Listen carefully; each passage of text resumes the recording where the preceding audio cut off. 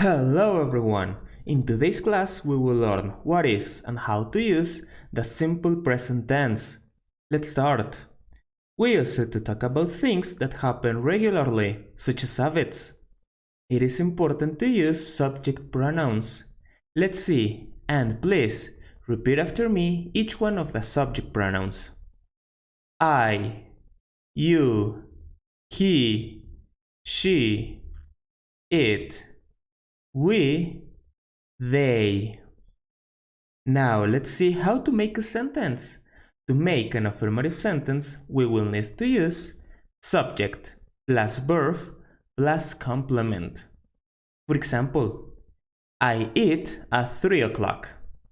I is the subject. Eat is the verb. At 3 o'clock is the complement. Another example. They study in the morning. Once again, they is the subject, study is the verb, in the morning is the complement. In the third person, I mean the pronouns he, she, and it, we must add the letter s at the end of the main verb. For example, he plays soccer every Sunday. Another example, she studies in the high school. Very good. Let's continue with the rules to form the third person in a nutshell. However, if you want to learn the rules in detail, I would recommend you to watch that video after watching this. You will find the link in the description. The rules we are about to learn will only apply to affirmative sentences. Number 1. Just add the letter S at the end of the verb. For example, here we have the verb play. It will change to be plays.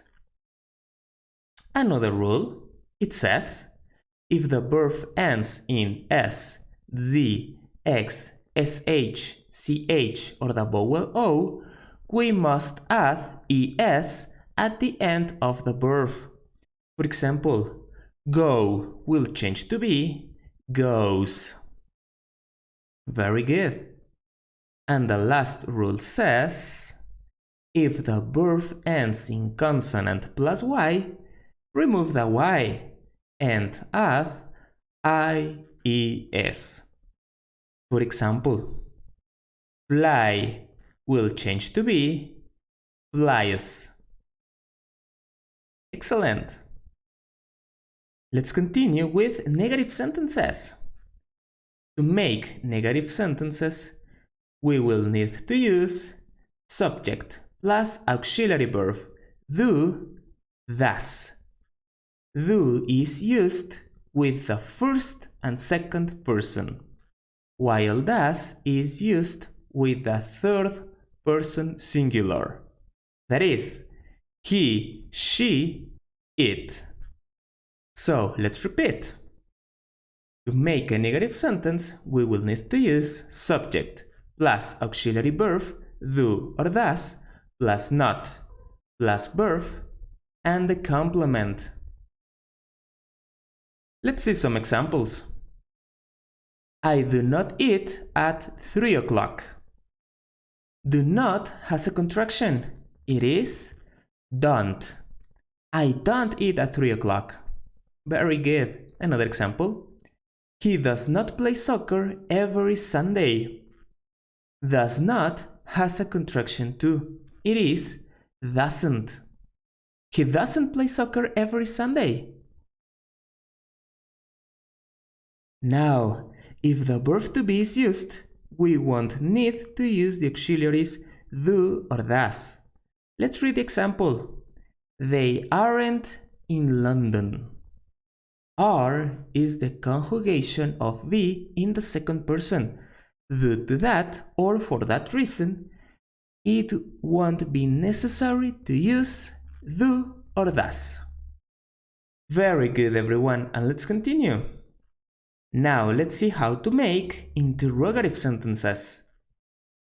We will need to use the auxiliary verb do or does plus subject plus verb, complement and question mark.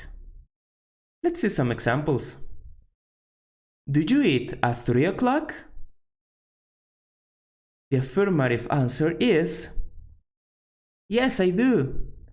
The negative answer is no, I don't. Let's see another example.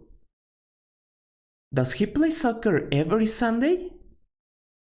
The affirmative answer is yes, he does. And the negative is no, he doesn't.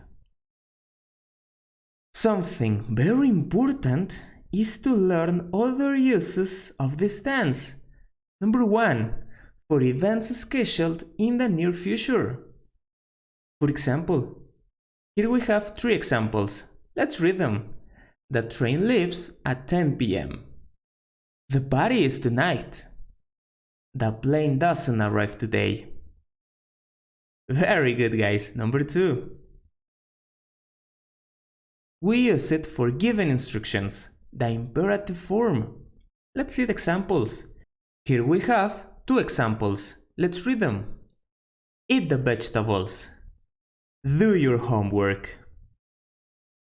And that's all for today. Subscribe to Speak English for more content, and see you next class.